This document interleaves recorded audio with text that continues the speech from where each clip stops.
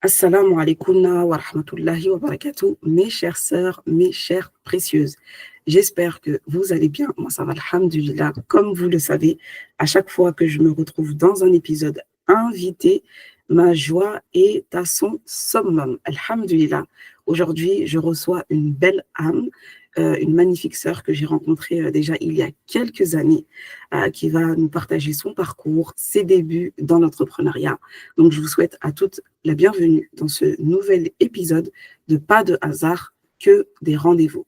Si tu es nouvelle sur la chaîne de podcast ou sur la chaîne YouTube, moi c'est Aminata, je suis la fondatrice de l'Institut Nélénie dédié au développement personnel et spirituel de la femme musulmane.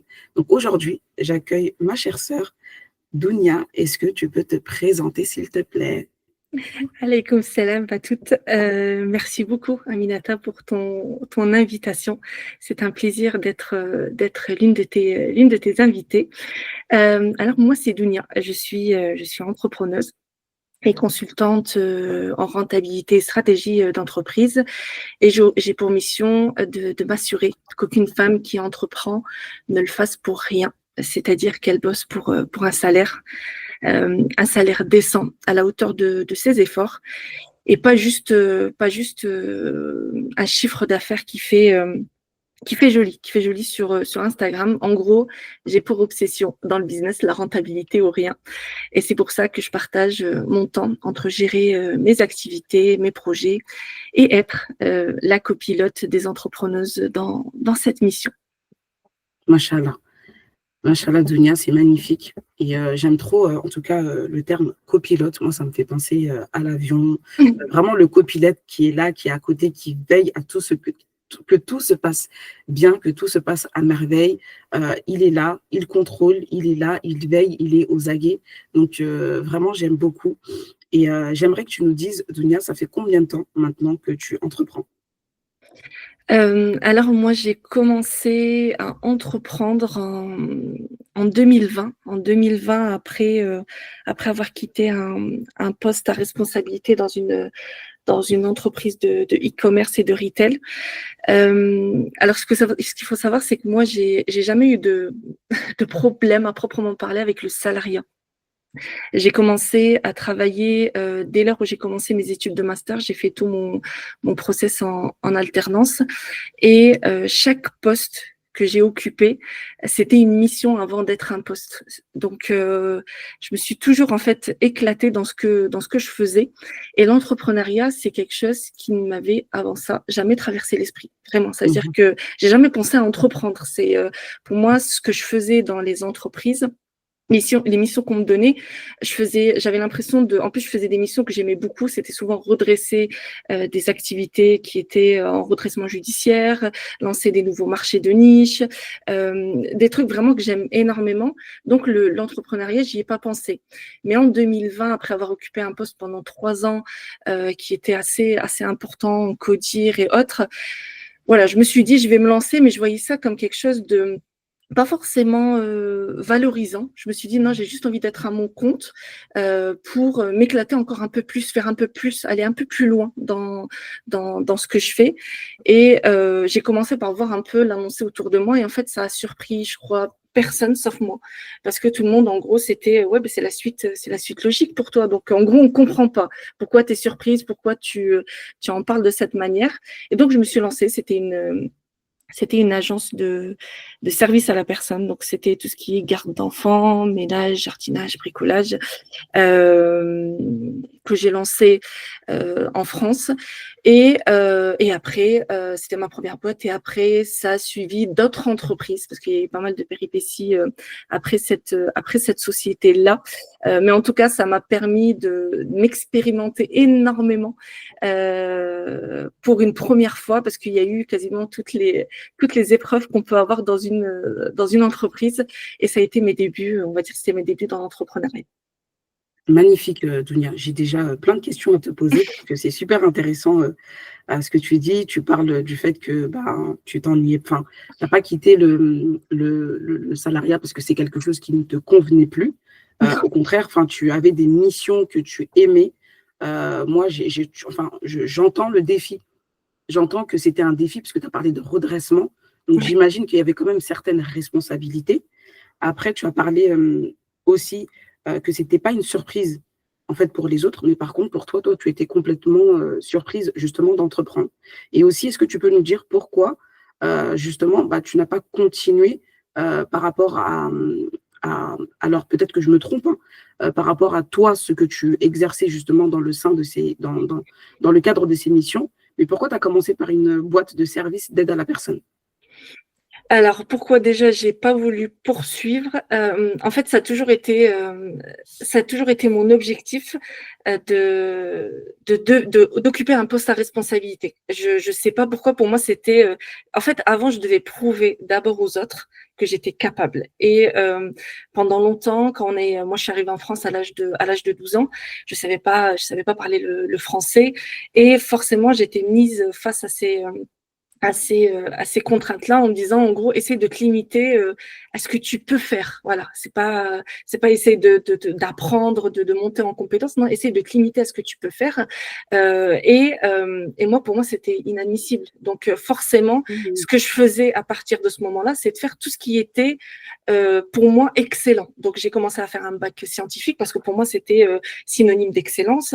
Mhm. Je me suis battue, même si tu le comprends quand tu viens à l'âge de 12 ans, t'as pas une Mhm. maîtrise absolue pour pouvoir faire un bac S, mais c'était des maths et c'était de la physique. Donc, c'était plus simple pour moi. Il n'y avait pas besoin que je comprenne la littérature française pour pouvoir y arriver. Pareil, quand j'ai eu mon bac, je me suis dit, OK, qu'est-ce que je peux faire encore plus grand que ça? Et pour moi, bah, c'était en fait d'avoir un master. Voilà. Pour moi, même le mot doctorat, c'était ça mon objectif. Donc, bon, je me suis arrêtée au master et quand j'ai eu le master, je cherchais encore plus haut. Donc, le doctorat, je savais que je devais avoir une expérience pro pour pouvoir y aller. Et l'expérience pro, bah, je me suis dit, je vais finir directrice. Voilà. Ça n'a aucun sens. En tout cas, Mhm. quand j'y repense maintenant, ça n'a aucun sens. Mais je me suis dit, je vais finir directrice dans une grande société française. Laquelle, dans quel domaine? Non, je sais pas. Il fallait juste qu'il y ait des défis. Voilà, c'est tout ce que je voulais. Mhm. Et Mhm. j'ai eu cette opportunité-là dans une entreprise française. Et quand j'ai atteint le stade que moi j'imaginais être presque l'excellence, en fait, je me suis dit oui, ok, bon, bah, c'est bien, mais tu fais quoi là maintenant? Et en fait, je pense que cette expérience-là m'a aidé à comprendre que bah, en fait, j'ai des compétences, que j'ai pas besoin de les montrer aux autres. Elles me Mhm. servent à moi et elles servent les autres. Donc, à partir de là, qu'est-ce que tu peux faire de ces compétences-là? Et en plus, je commençais vraiment à prendre conscience que pendant longtemps, je me suis battue avec moi-même, subhanallah, et je savais pas pourquoi je faisais ça. Et en fait, quand j'ai compris, il y a eu des épreuves dans la vie qui ont fait que voilà, la maladie, les difficultés qui sont arrivées, que je me suis dit, mais en fait, tout ce que je suis en train d'acquérir là, c'est par la grâce d'Allah et je dois m'en servir autrement. Je dois m'en servir autrement. Donc, je dis pas que c'est mal de servir des grandes entreprises, mais en tout cas, je me sentais plus alignée avec ça. En fait, Mhm. j'allais au Mhm. travail, j'étais contente de ce que je faisais, mais je me dis c'est pas ça, je veux l'utiliser autrement. Donc, Mhm. c'est de là où la société de service à la personne, je connaissais des personnes qui cherchaient du travail. Ils me disaient, moi, je suis prête à travailler même dans le ménage, c'est pas grave. Moi, voilà, mais je galère à trouver du travail parce que je porte le voile, parce que je suis noire, parce que je suis en situation de handicap, parce que. Et bah, je me suis dit, bah, pour moi, c'est pas impossible. C'est pas impossible dans le sens où je sais qu'en France, c'est quasiment mission impossible, mais par la Mhm. grâce d'Allah, c'est pas impossible. Donc, je vais mettre toute mon attention, toute ma nia dedans, et je vais essayer. Même si je savais que c'était compliqué, je me suis rappelé un projet que j'avais mené, c'était en 2015-2016. Voilà, je voulais absolument aller en Afrique de l'Ouest parce qu'il y avait un orphelinat qui m'avait marqué et que je voulais aider. Et j'avais arrêté mes études pendant 6 mois pour pouvoir le faire. Et je me Mhm. souviens comment on m'avait regardé. Mais tu t'arrêtes tes études pour ça, mais en gros, t'as rien compris. Et c'était l'une des plus belles aventures de ma vie. Donc, je me suis dit, je peux le refaire, je suis encore jeune. Par contre, cette fois-ci, je vais prendre conscience que c'est pas moi, Dounia, qui suis capable de le faire. C'est Allah qui m'a donné ces compétences. Mhm. Et, Subhanallah. et je vais essayer de les utiliser à bon escient.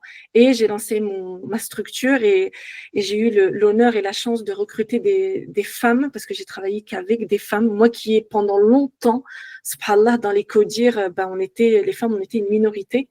Là, bah, je faisais mes réunions d'équipe, on était 15 femmes autour de la table. Et, Et c'était une fierté dans le sens où je voyais la fierté en fait dans les yeux de ces personnes. Et c'est comme ça que en fait l'idée m'était venue. Malheureusement ou heureusement, parce que j'aime pas dire malheureusement parce que c'était heureusement.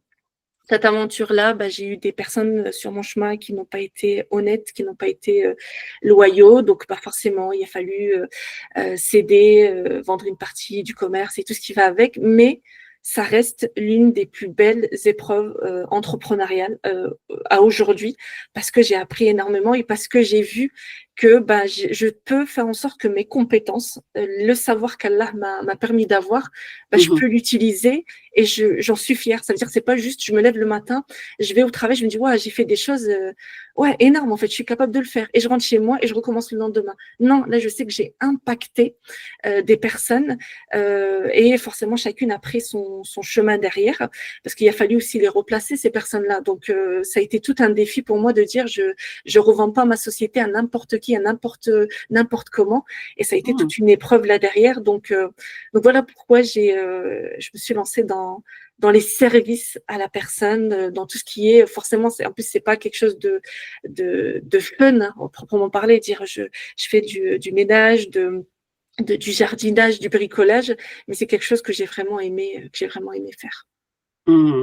C'est magnifique, Dounia, et j'entends, subhanallah, que ça n'a pas été évident et qu'il y a tout un cheminement, subhanallah, derrière. T'es retourné, en fait, on est retourné dans l'enfance, là, tu nous as fait voyager un petit peu. Mais subhanallah, je pense que ça permet aussi de conscientiser beaucoup de choses. C'est-à-dire que nos choix ne sont jamais des choix en vain. En fait, il n'y a pas de hasard même dans nos choix. C'est-à-dire que nos choix sont conditionnés aussi par l'environnement, par des choses que nous avons déjà vécues. Donc, merci pour, en tout cas, ce partage, cette transparence. Et on comprend mieux un petit peu le fil conducteur. Qu'est-ce qui t'anime, Dounia? Il y a déjà beaucoup de choses qui ressortent de ta personnalité, de ton expérience. Qu'est-ce qui t'anime? Alors, je dirais beaucoup de choses, mais c'est quelque chose en fait qui a changé au fil des années, de parce que je viens de raconter. Avant, ce qui m'animait, c'était juste de viser l'excellence, sans savoir pourquoi. C'était juste ça. Et aujourd'hui, en fait, il y a eu tellement de choses, il y a eu tellement d'épreuves, subhanallah et alhamdoulilah, qu'il y a eu ces épreuves-là, que ce qui m'anime, en fait, c'est d'apprendre et de comprendre sur ce que je suis, que ce soit au niveau professionnel, personnel que spirituel. Vraiment, ça veut dire que ce qui m'anime, c'est de faire en sorte d'aligner les trois, que ma vie personnelle, ma vie professionnelle et ma vie spirituelle soient quasiment au même niveau. Avant, je vivais, entre guillemets, ce qui m'animait, c'était de faire en sorte que ma vie pro ne soit pas en connexion avec ma vie personnelle parce que j'avais très peur, parce que je voulais vraiment être cachée et me préserver.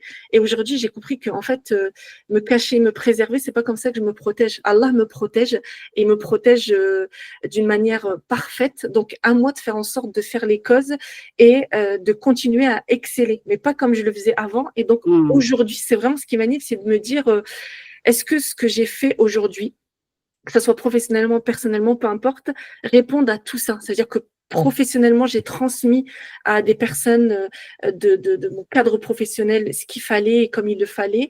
Est-ce que j'ai fait en sorte que mes proches, ma famille, sont aussi profitent de ce qui m'anime et que Allah est satisfait de moi. Et ça, c'est tous les jours en fait. Et donc forcément, tu es animé quasiment chaque seconde, chaque minute, chaque jour et ça me satisfait en fait. J'ai l'impression que je peux y aller, il n'y a pas une fin. Tu sais, il y a 10 ans, quand je me disais il faut que j'ai mon bac, il faut que j'ai mon master, il faut que je fasse ça, il y avait toujours une fin et tu arrives au bout du sommet et tu te retrouves en fait toute seule. Et je me disais ok, et là je fais quoi? Là, j'ai plus cette peur-là parce que je sais que peu importe ce qui va arriver, même l'épreuve, ça peut paraître bizarre, mais je l'attends en fait. Je l'attends parce que je sais qu'il y a tellement d'apprentissage dedans. Je crois qu'il n'y aurait pas eu des épreuves dans ma vie. J'en serais pas arrivée là et je serais pas arrivée à cette réflexion-là, alhamdoulilah, parce que Je pense que sans les épreuves, j'aurais continué à croire que je pouvais devenir présidente de la République et c'était normal en fait, parce que j'aurais été au sommet et puis voilà. Aujourd'hui, non. Aujourd'hui, c'est vraiment pas l'identité professionnelle qui m'anime ou personnelle. C'est vraiment le fait de dire j'ai appris et surtout j'ai compris. Parce que apprendre ça, ça a toujours été quelque chose que j'aimais faire, apprendre pour être sûre de ne pas être en retard.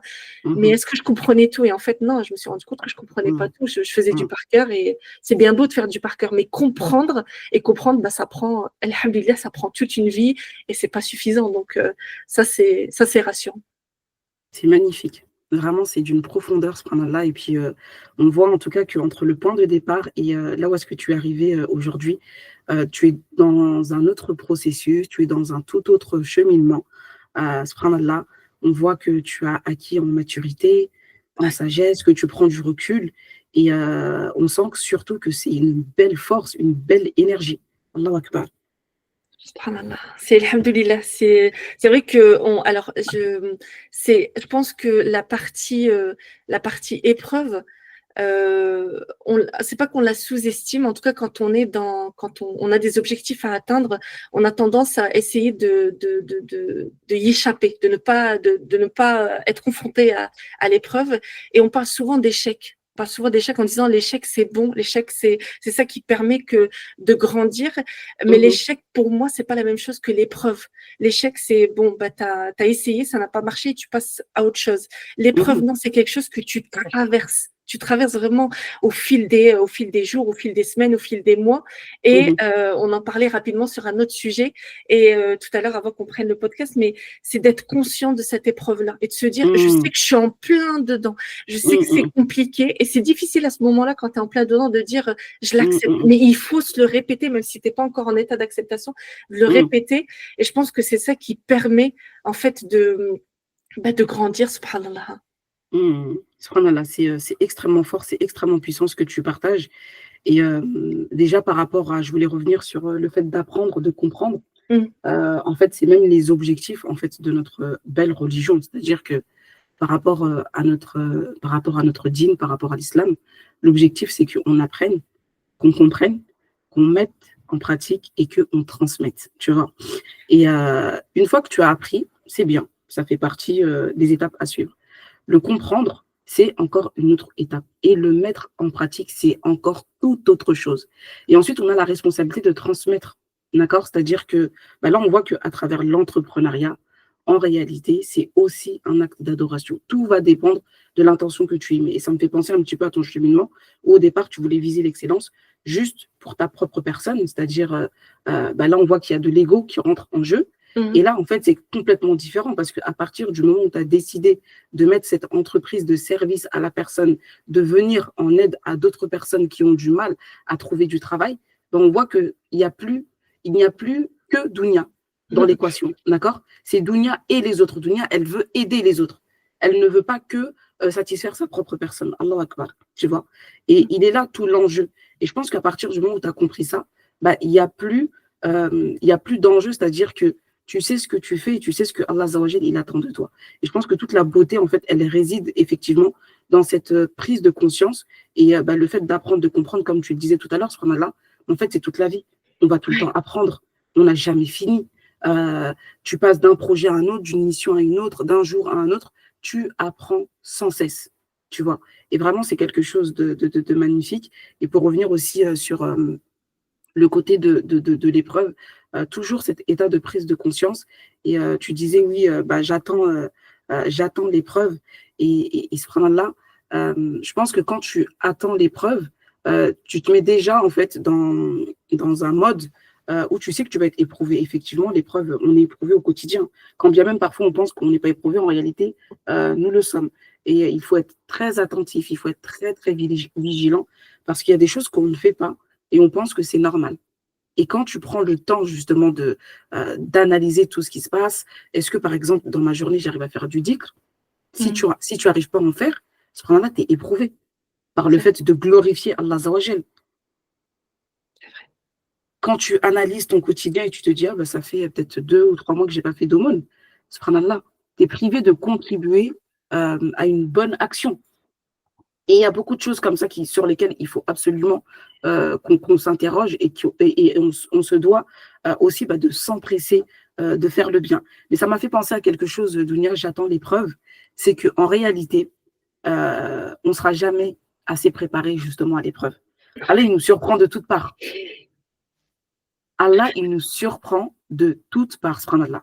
Et ça, c'est quelque chose d'impressionnant, c'est-à-dire que tu auras beau te préparer, te dire, bon, ok, je sais que je vais être éprouvé, du coup, quand l'épreuve, elle va arriver, je vais utiliser le plan A. Quand l'épreuve va arriver, je vais utiliser le plan B. Mais sauf que c'est pas comme ça, les plans d'Allah et nos plans n'ont strictement rien à voir. Donc, je pense que c'est super important, en tout cas, de le stipuler, dans le sens où tu as conscience que tu peux être éprouvé à tout moment en réalité, tu vois. Ouais, tu as complètement raison par rapport, je rebondis juste sur cette notion de plan A, plan B, tu vois, Ouais. ça me parle parce que c'est vrai que je suis une personne, et pour moi, c'est pas un terme péjoratif, tu vois, d'être souvent mes clientes, le côté, je leur dis, je suis un peu psychorigide, faut le savoir, avant de travailler avec moi, pour qu'elles prennent conscience que voilà, il y a un cadre. Et c'est vrai que pendant longtemps, les plans A, plan B et plan C, ça m'animait, en fait. Je devais avoir, entre guillemets, une longueur d'avance pour me rassurer parce que quand j'ai découvert que l'épreuve était une bénédiction, il fallait quand même que je continue à vouloir essayer de me dire non, essaye de faire les causes pour pas tomber trop bas. Et en fait, mon entourage a été, comment dire, sait comment je suis. Donc, ils se sont en fait fait à cette idée-là. Et plus on avance, plus maintenant, je réalise que, tu sais, des fois, on me pose la question, bon, tu vas faire tel truc ou tel truc, et comment tu fais si ça marche pas? Et ben parfois, ça m'arrive de dire, je ne sais pas. Et je verrai au moment venu, j'en sais rien. Là, pour l'instant, j'avoue que j'ai rien préparé. Et ça arrive que ça ne marche pas. Et en fait, j'ai rien prévu entre guillemets comme solution, mais la seule solution que j'ai, c'est d'aller m'en remettre à Allah. En fait, la prière de consultation, je crois que c'est mon plan à tous les niveaux quand je ne sais plus où est-ce que j'en suis, et même quand je sais où est-ce que j'en suis, tu sais, cette peur de dire ouais, j'ai l'impression de savoir qu'il faut aller là, mais j'ai besoin d'une validation. Et en fait, la prière de consultation, ça c'est devenu ce plan-là que j'arrive à positionner pour me dire bon, j'ai peur, je sais pas où est-ce que je vais, j'ai pas de solution, mais d'un autre côté, c'est pas grave, on verra. Et c'est vrai que c'était moi, ça me rappelle ce côté où j'avais conscience de l'épreuve, mais je voulais quand même avoir une certaine maîtrise à mon niveau, qui, tu as complètement raison, ne sert pas à grand chose, ça ne sert à rien en fait. Et ça, c'est bon de le rappeler, mais malgré ça, il arrive des moments, subhanallah, où tu vois, la peur, l'inquiétude fait que on essaye quand même, mais tu l'as dit juste avant, notre religion nous enseigne d'apprendre et on apprend tout au long de notre vie. C'est ça, c'est magnifique, Dounia. Franchement, c'est tellement profond. Et puis, de toute façon, on voit aussi que tout au long de notre vie, de notre cheminement, on apprend, on grandit, on acquiert, comment dirais-je, en sagesse. Et en fait, c'est ça qui est beau. Parce qu'aujourd'hui, quand tu regardes où tu es et la manière dont tu fonctionnais il y a encore quelques mois, il y a encore une année, il y a encore 2 ans, tu te dis, mais c'est magnifique. C'est magnifique parce que je ne pensais pas en être là aujourd'hui. Et alhamdoulilah, Allah, il m'a honoré de toutes parts. Donc, vraiment, les épreuves, comme tu le disais, c'est quelque chose qui fait grandir. Et j'aimerais te demander, tu nous as déjà partagé un de tes plus gros défis, notamment par rapport à la création de la boîte de service à la personne, où tu as été amené, en tout cas, à te séparer, à vendre des parts de la société. Est-ce que tu as rencontré d'autres défis, donc d'autres gros défis, et quels sont les enseignements que tu en tires? J'aurais envie de te dire des gros défis. Des défis, il y en a tous les jours dans l'entrepreneuriat, je te l'apprends pas. Je pense c'est quelque chose qu'on vit quasiment au quotidien. Mais c'est ça, moi c'est ça fait partie des choses que j'aime dans l'entrepreneuriat, c'est qu'il y ait des défis, mais des gros défis, des choses qui sont entre guillemets peut-être pas un défi, c'est pas compliqué, mais disons que c'est le fait de se dire, moi, quand j'arrive à un certain niveau de maîtrise dans un sujet, j'ai toujours cette peur de ne plus savoir transmettre ou de ne plus aimer ce que je suis en train de faire. Et le défi, moi, à mon sens, en tout cas me concernant, il est il est dedans au quotidien et j'essaye au quotidien d'apprendre là-dessus, en fait, de me dire que il y a pas à s'inquiéter, il n'y a pas de fin sur ça parce que il y a tellement de choses à apprendre et il faut juste comprendre et apprendre qu'il faut savoir rebondir à chaque fois. Rebondir Mhm. à chaque fois. Et Mhm. en fait, le défi, il est là. Le défi pour moi, et subhanallah et alhamdoulilah, c'est que aujourd'hui, j'ai mes activités à côté dans l'e-commerce. Voilà, j'aime l'entrepreneuriat, donc j'ai tendance à, quand je vois un projet, à, voilà, si je l'analyse et je vois qu'il y a des opportunités, j'aime bien y aller. Mhm. Euh, Mhm. et l'activité, le fait d'accompagner des femmes, des entrepreneuses, à régler des problématiques, parce qu'en tant que consultante, c'est la plupart du temps, on n'est pas là pour quelque chose qui est fun au départ, c'est qu'il y a un truc qui ne va pas. Et souvent, quand Mhm. l'entreprise ne va pas bien, c'est soit on a délaissé une partie de la société, soit on a des problématiques personnelles et on ne veut pas voir et comprendre qu'en fait, ça impacte notre activité. Et en fait, j'accompagne des femmes dans ce cheminement-là professionnel et j'ai l'impression que cette peur de atteindre en fait ce que je voulais atteindre et de m'ennuyer, je ne peux pas l'atteindre parce que au quotidien, j'ai des femmes et j'ai l'impression de gérer 7, 8 business au quotidien, en plus de ce que j'ai à côté. Et en fait, Mhm. le défi, il est là. En fait, le défi, c'est de se dire, Mhm. j'espère, Inch'Allah, que j'ai pas la solution pour tout le monde, mais que je puisse accompagner ces personnes-là comme il faut et comme je l'aurais fait pour moi, en fait. Et forcément, c'est un défi parce que l'entrepreneuriat, oui, c'est la partie professionnelle, mais tu le sais mieux que personne aussi, c'est que c'est la partie personnelle et spirituelle. Donc, Mhm. des fois, il y a des décisions à prendre et je donne la consigne et après, à la personne de faire, entre guillemets, si elle accepte ou pas de le faire. Et le défi, pour moi, il est au quotidien. Et c'est pour ça que pour moi, j'en tire des enseignements, en fait, tous les jours. Et alhamdoulilah, et heureusement, heureusement. C'est magnifique, Dunia. Subhanallah, parce que la manière, en tout cas, dont tu perçois et tu amènes les choses, déjà, tu parles dans un premier temps de savoir rebondir, c'est-à-dire que des défis, tu as bien conscience qu'il y en aura. Et effectivement, on est confronté à des défis au quotidien. Subhanallah. Le défi d'hier ne sera pas le défi d'aujourd'hui. Le défi de demain, ce ne sera pas celui d'hier. Et ainsi de suite. Et subhanallah, ça fait vraiment, vraiment grandir. Et j'ai beaucoup aimé ta réponse parce que tu as dit il faut savoir rebondir. C'est-à-dire que les défis ne sont pas là pour nous mettre à terre, mais ils sont là Non, pour nous faire grandir. Et justement, toute la difficulté, c'est quand le défi, il est là, quand je suis face au défi, qu'est-ce que je décide? Parce qu'il faut vite prendre des décisions pour éviter que le défi auquel on est confronté prenne une certaine tournure, prenne de l'ampleur, etc. Donc, savoir rebondir, c'est vraiment, j'ai envie de dire, une capacité à développer. C'est quelque chose qu'il faut vraiment qu'on puisse acquérir en tant qu'entrepreneur. Et ensuite, là, notamment, tu parles de cette notion de responsabilité, c'est-à-dire qu'à partir du moment où tu t'engages à accompagner des sœurs, en fait, tu veux faire comme si c'était ton propre business. ouais, Et il y a un hadith du prophète Mohammed sallam qui nous dit, en fait, aime pour les autres ce que tu aimes pour toi-même, tu vois. oui, Donc, c'est vrai. donc c'est beau parce que du coup, c'est ce que tu incarnes. Et le fait de concilier tout ça, ton propre business et le business des sœurs, j'imagine que c'est pas évident. Et tu parles aussi de ces différentes problématiques qui peuvent survenir, notamment le fait perso plus la Mm. spiritualité, qui peut parfois les empêcher de voir en fait tout ce qui se cache derrière.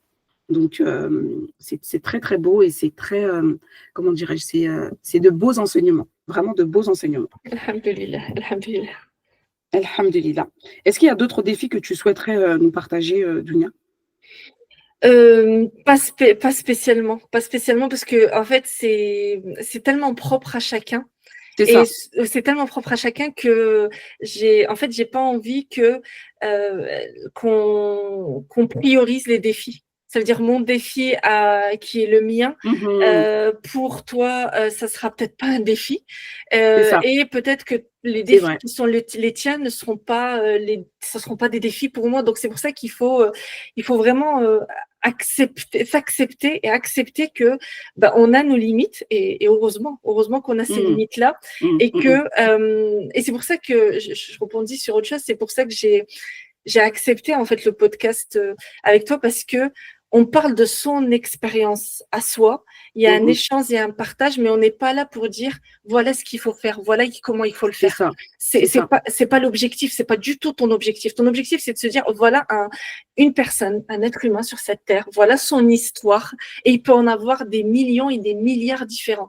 Pour moi, les défis, il y en a autant qu'il y a de personnes. Voilà, il y a autant qu'il y a de personnes parce que les défis, je pense qu'on en rencontre des dizaines par jour. Moi, il y a des défis aussi bien donc pour la partie pro, mais la partie pro, elle est aussi impactée par la partie personnelle. Ça veut dire que des fois, mes défis dans ma vie perso viennent impacter ma vie personnelle, viennent impacter ma vie professionnelle. Chose qui n'arrivait jamais avant parce que j'avais décidé de dissocier les deux. C'est-à-dire que moi, je voulais que ma vie perso ne croise jamais ma vie personnelle, ce qui a complètement changé aujourd'hui. Et pour moi, c'est un défi au quotidien. C'est vraiment un défi au quotidien de dire ma vie personnelle fait partie de ma vie professionnelle et ma vie professionnelle fait partie de ma vie personnelle. C'est comme ça, même si dans d'autres activités, par exemple, je fonctionne différemment. C'est-à-dire, il y a là mon activité de consulting, j'ai un cadre, je travaille du lundi au jeudi ou au vendredi, ça dépend. Et le week-end, je coupe, mais ça m'arrive de prendre des messages parce que ma cliente, je sais qu'elle est en train de faire quelque chose en ce moment dans un salon et qu'elle a besoin de conseils.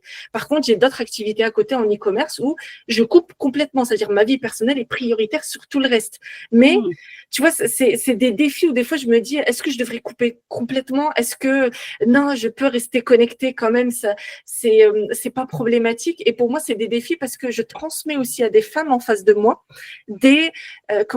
un exemple. Ça veut dire que des fois, elles pensent que ma manière de faire, c'est la bonne manière, alors que non. Donc, j'essaie de leur expliquer que moi, je fonctionne comme ça, mais elles sont pas obligées de fonctionner comme ça pour X raisons. Et c'est vrai que le défi, c'est cette peur d'amener des personnes vers une direction qui n'est pas la leur juste parce que moi, c'est la mienne. Donc, c'est pour ça que le défi au quotidien, c'est de mesurer mes propos et de dire, je transmets, mais j'essaie vraiment de laisser la porte ouverte à chacune de prendre les décisions. C'est pour ça que mes clientes, souvent, je leur répète, fais salat al-istikhara. Moi, je te dis ça, fais ta prière de consultation pour au moins être protégée et Allah décidera. Moi, je te transmets ça, mais je te dis pas que c'est la vérité, c'est la solution. Exactement. Et c'est vrai que ça, c'est des défis clairement au quotidien parce que t'as pas envie tu le sais, toi, pour avoir accompagné, t'étais dans de l'humain, t'es dans de l'humain, voilà, des personnes t'écoutent, t'as toujours cette peur de mener vers la mauvaise direction.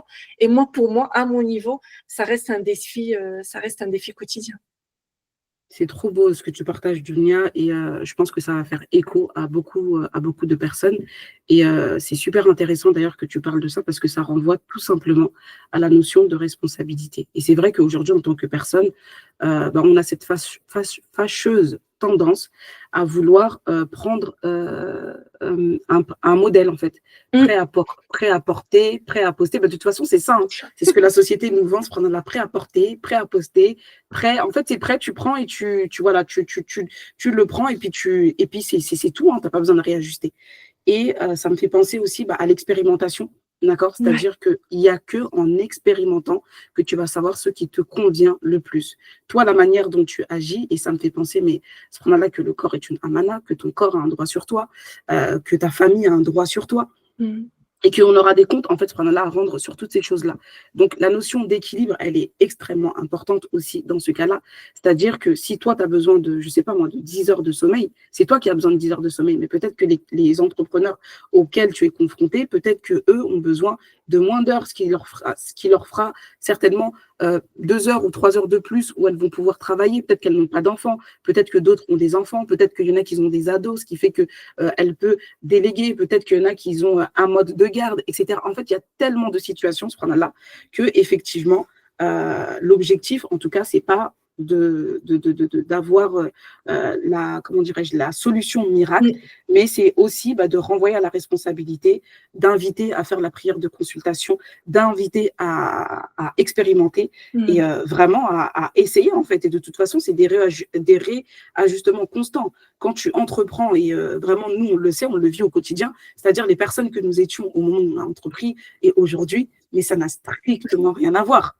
Ça n'a strictement rien à voir. Et moi, je me dis, mais subhanallah, mais il y a quelques années, je faisais ça. Ah, mais non, mais c'est incroyable et tout. Et vraiment, je me dis, subhanallah, Allah, il nous permet de vivre des choses parce que l'entrepreneuriat, c'est vraiment une école. Hein. Subhanallah, c'est vraiment, vraiment une école. Et je suis comme toi, moi, je n'avais pas du tout prévu d'entreprendre. C'est vraiment ma situation qui a fait que je me suis dit, bon, bah là, c'est plus possible, je ne serai plus en mesure de travailler. J'avais 3 enfants, j'étais maman solo, les horaires ne me convenaient plus, l'emploi que j'avais, ben, pareil, ne me convenait plus. Enfin, je m'ennuyais, je me suis dit, bon, là, il va falloir que je fasse quelque chose.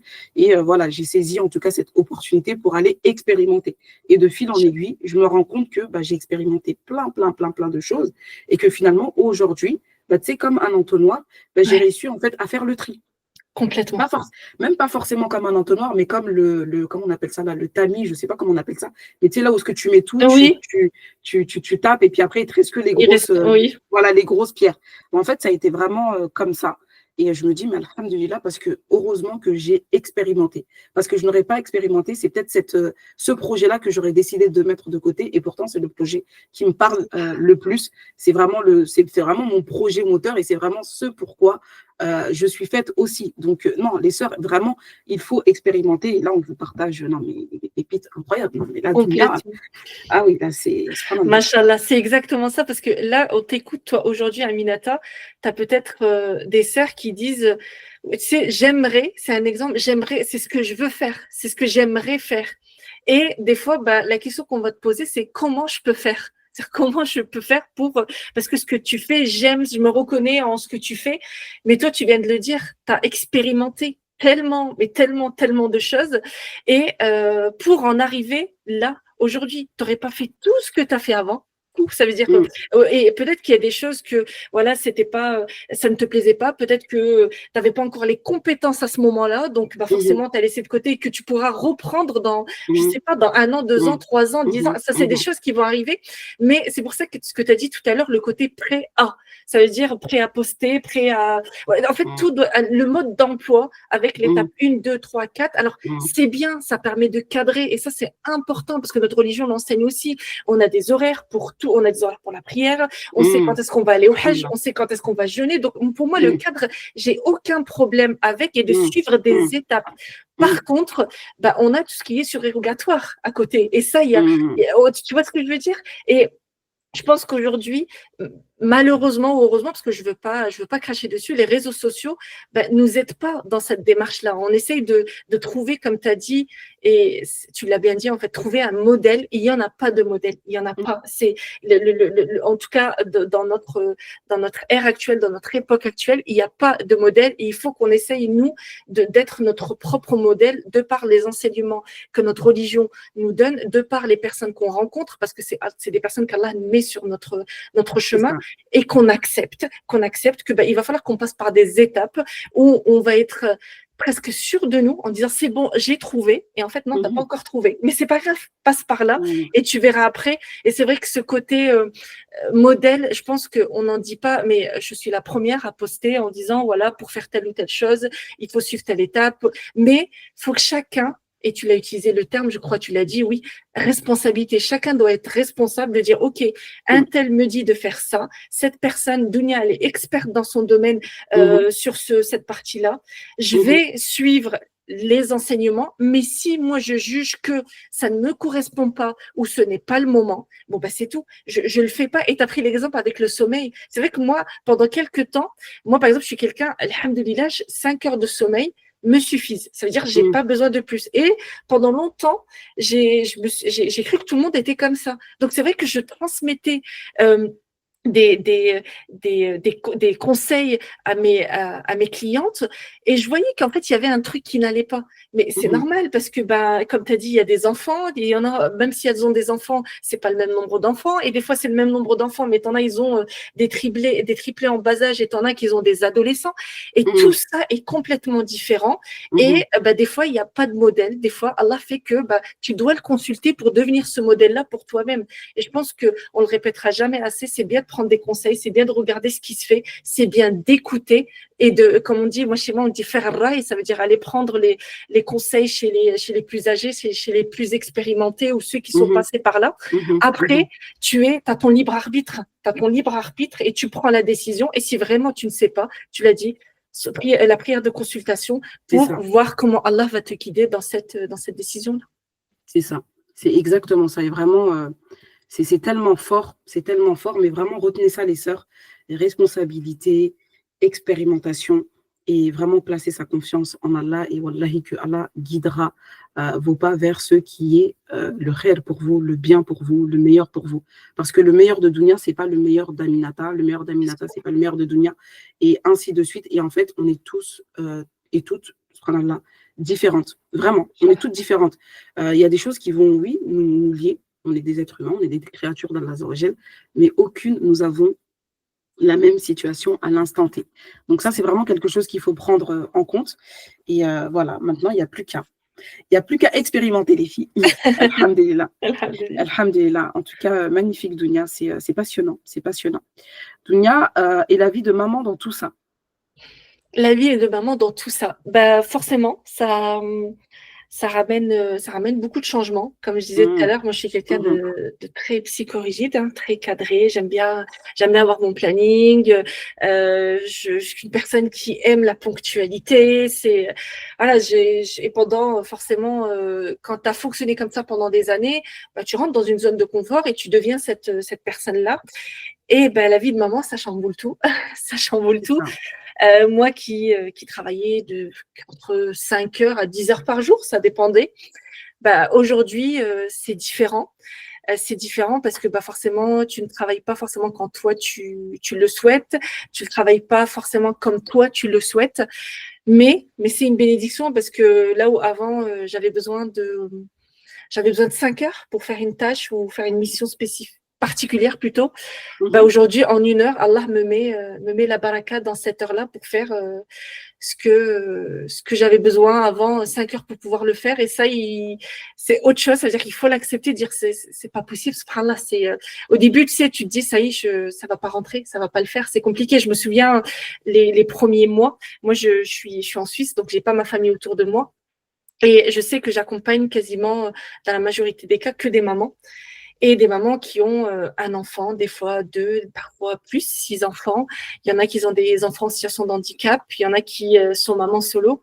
Et c'est des personnes que j'accompagne et qui me disaient non mais je crois que je suis pas faite pour l'entrepreneuriat. Surtout quand on fait le premier bilan, je fais l'audit et je dis voilà, ça c'était pas fait de la bonne manière. Là il va falloir corriger ça. Tu sais, t'es submergée par tout ça, par tout ce qu'il y a à faire. Et j'avais le droit mais je suis pas capable. Et c'est vrai qu'à l'époque j'essayais de rassurer en disant non, tu as ces compétences-là, t'inquiète pas, en mettant en place ça va le faire, Inch'Allah. Et en fait, quand j'ai eu ma petite fille, je crois que le premier mois, j'avais envie de contacter toutes ces femmes-là en disant mais tu vas passer un sale quart d'heure, c'est pas possible. Tu peux pas me dire que t'es pas faite pour l'entrepreneuriat, que t'es pas capable de le faire, alors que tu as 6 enfants, tu as des enfants en situation de handicap, parfois tu es maman solo et tu gères, masha'Allah. Tu gères parce que tu me dis que là, tu peux pas prendre de rendez-vous parce que tu dois faire les cours de Coran pour les petits, parce que là, tu dois les prendre telle activité, parce que là, tu dois faire à manger et tu dois préparer pour la semaine. Et tu sais, organisé, structuré, masha'Allah. Et tu me dis, pour l'entrepreneuriat, tu n'es pas capable de le faire. Je pense que tu as commencé l'entrepreneuriat et tu sais, on me regardait comme celle qui excellait dans son domaine, qui était presque parfaite dans son domaine. Et là, quand je me souviens, quand j'ai eu ma petite fille, c'est avec les hormones et tout, je me dis, c'est pas possible, ces femmes ne sont pas conscientes de ce qu'elles sont capables de faire. Et c'est vrai que quand j'ai repris les appels, bah, j'ai quasiment recadré chacune d'elles en disant, ne viens même pas, je ne te prends même plus au sérieux maintenant quand tu me dis que tu n'es pas en mesure de le faire parce que tu as commencé l'entrepreneuriat sans même le savoir. Je pense qu'on a tellement utilisé le mot entrepreneuriat qu'on a oublié que entreprendre, c'est aller vers quelque chose, c'est faire quelque chose. Et ben quand tu as des enfants, tu vas vers quelque chose, tu vas vers leur éducation, tu fais en sorte que ils obtiennent des résultats qui soient voilà, tu essayes de faire d'eux des personnes des meilleurs, des humains, des serviteurs pieux. Donc comment tu peux dire que pour la partie qui pour moi est moins importante que ça, qui est celle d'entreprendre, d'aller chercher son risque aussi, c'est important, que tu n'es pas capable, parce que tu me dises, oui, j'ai un doute, je sais pas, mais que tu n'es pas capable et que tu doutes et que tu souhaites tout arrêter, c'est vrai que ça m'a fait prendre conscience et alhamdoulilah, tant mieux, parce que je suis quelqu'un de très exigeant et j'étais exigeante avec les personnes que j'accompagnais. Je le suis toujours, mais mon exigence a changé. Ça veut dire que vraiment, je suis exigeante, mais je vais les amener vers ce qui est bon pour elles et ce qu'elles sont, en fait. Je pense que parfois, tu as juste besoin d'entendre une personne qui te dit, écoute, je t'accompagne, je suis avec toi, je t'épaule depuis 3 mois, 6 mois, 8 mois, et je te parle en toute objectivité. Voilà ce que j'ai vu de toi. Tu es capable, mais là, je te dis pas que tu vas réussir, mais en tout cas, tu es capable de suivre ce chemin-là.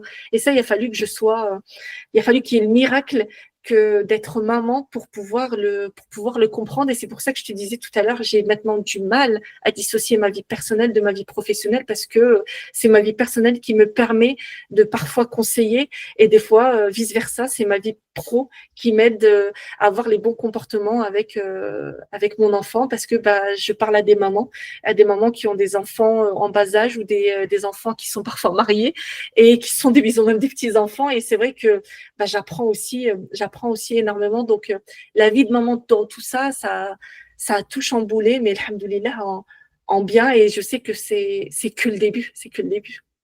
C'est ça, c'est exactement ça, Dunia. C'est extrêmement fort ce que tu partages, en tout cas, Barakallahu Fiki. C'est fort, c'est d'une profondeur. Et vraiment, moi, j'ai noté, maman est égale à entrepreneuriat, subhanallah. Et je pense que on ne se rend pas compte parce que y a beaucoup de choses qu'on banalise aujourd'hui, c'est-à-dire qu'on n'y donne pas, on ne lui donne pas la valeur que ça doit avoir. Et effectivement, on a tellement vendu en fait à la femme que tu es une femme, tu vas te marier, tu vas avoir des enfants. Ensuite, tu vas t'occuper de ton mari, tu vas t'occuper de ton foyer. Puis on a l'impression que tout ce qu'on fait, en fait, ça n'a pas de valeur, c'est banal, c'est normal. Et les mamans te diront, ah non, mais c'est normal. Ah, mais c'est normal ça. Ah, mais c'est normal que je fasse ça. Mais en fait, si nous-mêmes, on ne prend pas le recul de se dire, c'est un don et c'est un bienfait de la part d'Allah, en fait, on ne peut pas prendre conscience de la valeur de ce qu'est la femme en réalité. Parce qu'avant d'être une maman, tu es une femme. Et c'est Allah qui nous a honorés. La femme, c'est le berceau de l'humanité. Et les limites qu'on va, les seules limites qu'on va avoir plutôt, c'est les limites qu'on va nous-mêmes s'imposer. Parce qu'aujourd'hui, on a l'impression qu'être maman, être mariée, c'est une prison, tu es enfermée. Maintenant, je suis mariée, je ne peux pas. Maintenant, j'ai des enfants, je ne peux pas. Maintenant, là, ce n'est pas possible. Bon. Et encore une fois, on revient à l'expérimentation et à la responsabilité. Ouais, c'est vrai. Si tu n'essayes pas, tu ne peux pas savoir. Et subhanallah, quand on recule dans le temps, subhanallah, on a, comment dirais-je, on a les mères des croyantes, subhanallah.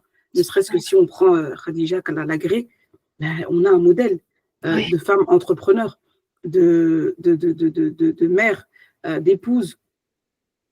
On a un modèle. Oui, c'est vrai. Et tu te dis, mais si elle a pu concilier le tout, c'est que nous aussi, on a la capacité de concilier le tout. Maintenant, comment je vais faire pour pouvoir concilier le tout ? Je vais expérimenter. Je vais essayer. Et je vais voir ce qui me correspond le mieux. Rien n'est figé, rien n'est acquis non plus. Parce que comme on disait tout à l'heure, subhanallah, au moment où on a commencé, et aujourd'hui, là où est-ce que nous sommes, nous avons évolué. Eh bien, on va continuer d'évoluer. D'accord ? Les enfants vont arriver, les enfants vont grandir, et ça sera sans cesse de l'adaptation, du réajustement. Et je pense qu'on a un problème aussi à se dire que, encore une fois, il y a un modèle, tu vois. Et en fait, le fait d'avoir un modèle, ça te fige parce que tu te dis, c'est comme ça. Et du coup, quand c'est pas comme ça, tu te dis, ça fonctionne pas. C'est vrai. C'est pas bon. Je comprends pas. Oui, mais peut-être que pour toi, ça, c'est pas ton modèle, tu vois. Et vraiment comprendre que chaque personne a un modèle qui est unique, propre à soi-même, propre à sa situation.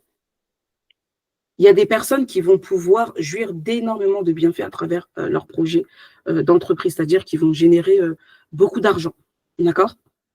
Il y a des personnes qui vont générer juste ce qu'elles ont besoin. C'est-à-dire que l'argent qui rentre, ça couvre les charges et ça te permet comment dirais-je, de générer un salaire.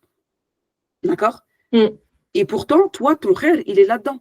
Et des fois, on va se focaliser, ouais, mais je ne comprends pas, moi, j'aimerais bien faire beaucoup plus, comme ça, je pourrais faire encore plus de projets. Oui, mais peut-être que ton rêve, il est là, il est dans le fait que tu as juste ce dont tu as besoin. Alhamdulillah, tu arrives à payer tes salariés, alhamdulillah, tu arrives à te payer, tu vois. Peut-être que ça fait, je sais pas moi, 5 ans, 6 ans que tu fais les mêmes profits. Mais alhamdoulilah, peut-être que ton rêve, il est là-dedans, ma sœur. Et peut-être que le fait d'avoir plus pour toi, ce sera plus une source d'éloignement d'Allah Azzawajal que de proximité. Complètement. Donc, encore une fois, vraiment, prendre le temps il faut reculer, il faut prendre de la hauteur, il faut analyser, il faut observer, il faut réajuster, rien n'est acquis, rien n'est figé, et chacun a son propre modèle, et vraiment, il faut qu'on arrive à concilier le tout, bien évidemment, avec toujours cet objectif de l'agrément d'Allah Azzawajal, de sa satisfaction, et de faire les choses de manière convenable, c'est-à-dire vraiment en suivant les règles d'Allah Azzawajal. Exactement. Exactement. Il y a des règles à suivre, tu l'as dit, c'est vrai, mais il y a pas aujourd'hui, il n'y a pas un modèle à se dire je me calque dessus et j'essaie de le suivre à la lettre. Ce n'est pas possible. Ce n'est pas possible. Et tu as dit énormément de choses par rapport au rôle de la femme. C'est vrai que moi, je l'ai vécu autrement parce que je suis devenue maman beaucoup plus tard. Pas en étant, voilà, c'est pas dans la vingtaine, donc j'ai eu le temps de faire tout mon process. J'ai fait mes études, j'ai travaillé, j'ai beaucoup avancé avant d'être maman. Et c'est vrai que longtemps, j'avais du mal à comprendre cette notion de dire, tu sais, quand tu dis, non, mais en gros, j'ai pas le choix, c'est normal, voilà, je suis maman, je suis femme, je suis épouse, et puis c'est tout. Et je m'arrête là. Et en fait, cette image-là ce statut-là m'a longtemps fait peur parce que j'avais en face de moi des femmes qui avaient cette vision-là. Parce que tu es mariée, parce que tu es épouse, parce que tu es maman. En fait, j'avais cette impression-là que c'est bon, tu vas faire ça et tu t'arrêtes à ça. Et j'ai cherché le modèle, tu vois, celui qui fait qu'on peut mener les deux de front, mais souvent, on te fait comprendre que il va falloir faire un choix. Et moi, C'est ça, ça. c'était très compliqué pour moi, entre guillemets, de dire, je fais un choix, mais j'ai pas envie de choisir. Et quand je suis devenue maman, l'une des premières questions qu'on m'a posées dans mon entourage, c'est, tu vas continuer à travailler, tu gardes ta boîte, tu gardes tes sociétés? Oui.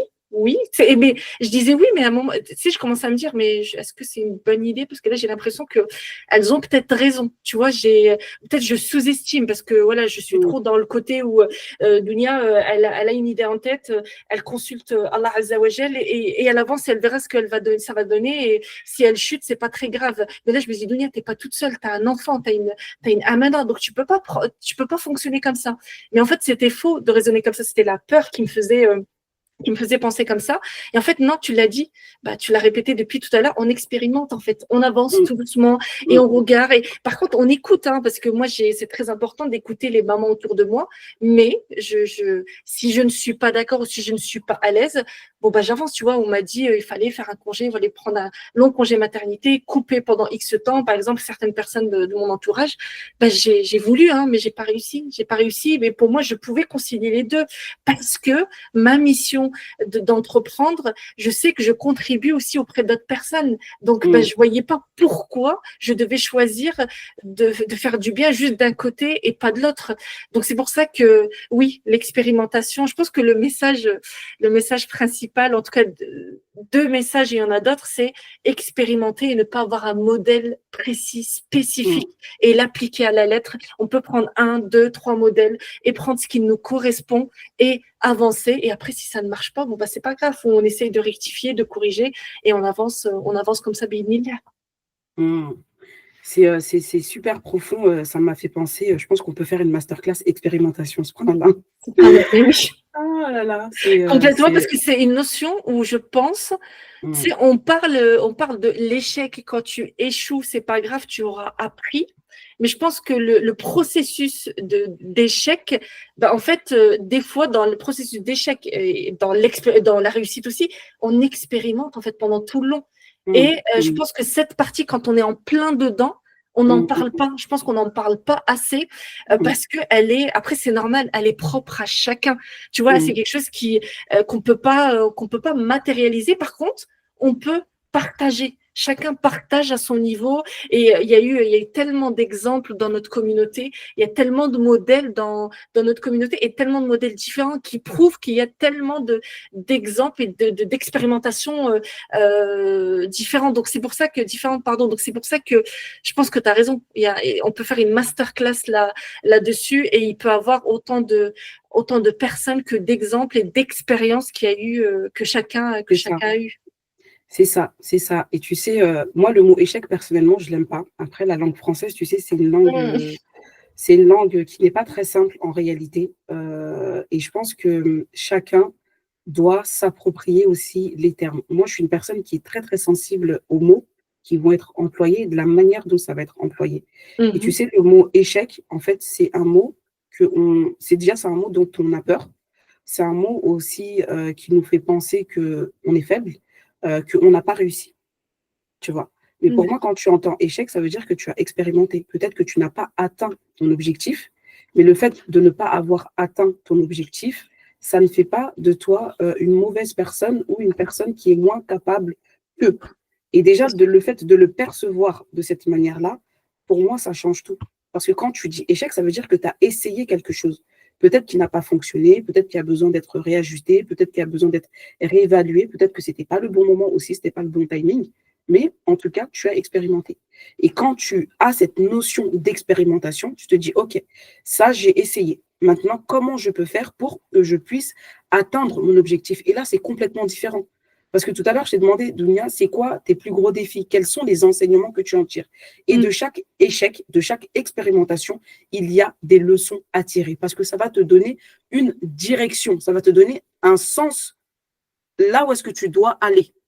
Bien sûr, Tu vois ou pas? bien sûr, bien Et là, sûr. c'est complètement différent parce que quand tu entreprends pour ne pas échouer et quand tu entreprends et que tu sais que l'échec fait partie du processus, pour moi, c'est complètement différent. Tu as raison, mais tu l'as dit, parce que toi, la notion d'échec, tu as dit, pour moi, échec, c'est quelque chose qui fait peur, c'est quelque chose, on se considère comme, c'est de la faiblesse, c'est le fait de ne pas réussir, alors que oui, c'est pas ça. C'est l'échec, tu l'as dit, c'est au-delà de tout ça, mais tu as raison, je pense qu'on a tellement, moi, je sais que la langue française, j'ai appris, c'est un mot, une traduction, tu vois, une situation. Un mot, C'est vu que ça, je c'est ne ça, maîtrisais pas, entre guillemets, la langue française, c'est pas ma langue maternelle, bah, c'est j'avais ça. un mot en face, mais j'ai l'impression que beaucoup de personnes ont, après c'est l'école française qui veut ça aussi, c'est que tu C'est as un ça, c'est mot, tu très as une, rigide, ouais. voilà, exactement, un mot, une situation. Donc Mm, presque, mm, mm. tu vois, échec, t'entends échec, tu vois déjà une personne ou un vécu, ou tu vois ce que je C'est veux dire? ça. Un Et drama, un drama. exactement. Et tu as raison de dire que bah, chaque mot a un sens et je pense qu'il faut le creuser. Et le fait que tu aies mis, tu vois, juste là, le fait d'avoir dit c'est quelque chose qui fait peur, c'est quelque chose de, voilà, c'est comme si on était faible, c'est une faiblesse de ne pas réussir. Bah, sur le coup, je dis, mais non, c'est pas tout ça. Moi, l'échec, j'aime bien parce qu'on expérimente et on regarde ce que C'est ça ça, donne, ça marche pas. c'est ça. Mais oui, tu as raison, c'est clair que si dans l'inconscient, on associe ça à de la peur, à de la faiblesse et au fait de ne pas réussir, bah, et vu que l'entrepreneuriat, c'est l'échec par excellence, parce qu'on expérimente pour voir où est-ce qu'on va, bah, en fait, tu Mm. as beaucoup de personnes qui sont bloquées juste parce que cette notion-là n'a pas, ou lui donne pas sa juste valeur. C'est ça, on sera dans là. Je rajouterais juste aussi que parfois, avec le mot échec, il y a aussi la peur du jugement. C'est-à-dire qu'un exemple, tu lances une billetterie pour un événement, tu ne vends pas de place. Et Ouais. au lieu de te dire qu'est-ce qui ne va pas, qu'est-ce qui fait que les gens n'achètent pas, tu vas te dire tout de suite, mais comment je vais être perçu? Manque de professionnalisme, pas carré, peut-être que c'est pas une personne honnête, etc. Ça peut aller très très loin. Je vais rajouter ça et on va s'arrêter là, en tout cas pour l'expérimentation. On va finir, Dunia, pour que ça Bien soit pas sûr. très très long non plus. Mais alhamdulillah, c'est une pépite, hein. Vraiment, je pense que là, Inch'Allah. c'est Ouais, l'un bah, des podcasts où j'ai vraiment poussé, mais alhamdulillah, c'est que du bonheur. Dernière question pour toi, Dounia. Quels sont les conseils que tu donnerais aux sœurs qui souhaitent se lancer dans l'entrepreneuriat? alors, je sais, tu as dit qu'on allait clôturer Il n'y a pas de souci. l'expérimentation. Non, mais l'expérimentation, mais on va pas la clôturer parce que j'ai mille et un conseils. J'ai autant de conseils que de personnes. D'accord. Donc, expérimenter, tester. Et c'est pas grave si ça ne marche pas. Par contre, peut-être le conseil principal où il est propre à tout le monde, et ça, c'est parce que Mhm, moi, c'est important pour moi, c'est mhm, se donner les moyens et mhm, d'accepter que quand on veut entreprendre, ben, mhm, c'est pas le salariat. Et même si je n'ai rien contre le salariat, parce que c'est quelque chose que mhm, j'ai aimé, et si un jour, je ne sais quel réseau il faut y retourner, ben, ok, s'il faut aller chercher mon desk là-bas, je vais le faire, mais mhm, mhm, l'entrepreneuriat demande du travail au début. Ça veut dire que il faut pas chercher des raccourcis, il faut pas chercher à vouloir aller vite, il faut pas chercher la solution miracle, la formation miracle, l'atelier miracle. On peut chercher des ateliers pour comprendre, apprendre et évoluer, mais il faut pas chercher quelque chose de parfait. Et si j'ai un truc à dire, c'est juste accepter qu'au début, on va peut-être consacrer beaucoup de temps, ça va être chronophage, ça va être compliqué, ça va pas être simple, on va mettre peut-être beaucoup plus d'heures, mais pour tout doucement ensuite, en mode entonnoir, on va essayer de comprendre ce qui est bon pour nous, pas bon pour nous, ce qui est, là on est, là on aime ou on n'aime pas, et on avance tout doucement, et au lieu de travailler avant 6-7 heures par jour, on va passer à ce fameux 2-3 heures par jour, mais il faut pas arriver et dire je veux travailler 2 heures par jour sans forcément avoir expérimenté, comme tu l'as dit si bien. Magnifique. Magnifique, Dounia, machallah, et je pense qu'en réalité, il y a beaucoup plus de conseils qu'on a partagés tout au long de cet épisode, et chacun, en tout cas, pourra y trouver son compte. Dounia, où est-ce qu'on peut te trouver? Est-ce que tu veux nous parler un petit peu de tes actualités? Bon, je dirais pas vraiment actualité, puisqu'il sortira pas aujourd'hui l'épisode, mais voilà, qu'est-ce que tu proposes? Il n'y a pas forcément d'actualité. Dans mon activité de consulting, c'est des accompagnements copilotes que je propose sur une période de minimum 6 mois. Je prends pas énormément de personnes parce que forcément, ça demande une énergie dingue pour pouvoir mettre le nez dedans et copiloter quelqu'un, c'est être avec elle au quotidien. Donc, c'est surtout mon activité principale, mais je reste je laisse toujours ouvert les consultations pour des personnes qui, ils ont une problématique bien spécifiques, qui veulent en échanger des solutions, mais sinon il n'y a pas d'actualité à proprement parler. D'accord, très bien. Merci beaucoup, Dounia. De toute façon, je partagerai ton compte dans le descriptif, comme ça les sœurs elles pourront tout simplement rejoindre le compte Instagram, te poser des questions si elles ont des questions, et te solliciter aussi pour tes services. Alhamdulillah, c'est l'objectif. En tout cas, Dounia, machallah, elle est experte dans son domaine. J'ai déjà eu affaire à elle, et vraiment, elle est incroyable. Machallah, qu'Allah te préserve. Et qu'Allah mette la baraka vraiment dans tes projets, dans ton foyer, et qu'Allah nous guide sur le chemin de la droiture. Alhamdulillah, on arrive à la fin de ce magnifique épisode. J'espère que vous avez apprécié. Dounia, je te remercie encore une fois pour ta présence, d'avoir accepté mon invitation. Et puis, j'espère qu'on aura l'opportunité d'avoir d'autres collaborations, que ce soit en podcast ou autre, Inch'Allah. Inch'Allah, avec grand plaisir. Barakallahu fik, Aminata. C'était un grand plaisir. Merci beaucoup. Plaisir partagé, et les sœurs, on se dit à très bientôt, Inch'Allah. Si l'épisode vous a plu, n'hésitez pas à vous abonner, à liker et à partager à une sœur à qui ça pourrait faire énormément de bien. On se dit à très bientôt, Inch'Allah, pour un nouvel épisode. À très bientôt, Inch'Allah. Assalamu alaikum wa rahmatullahi wa barakatuh.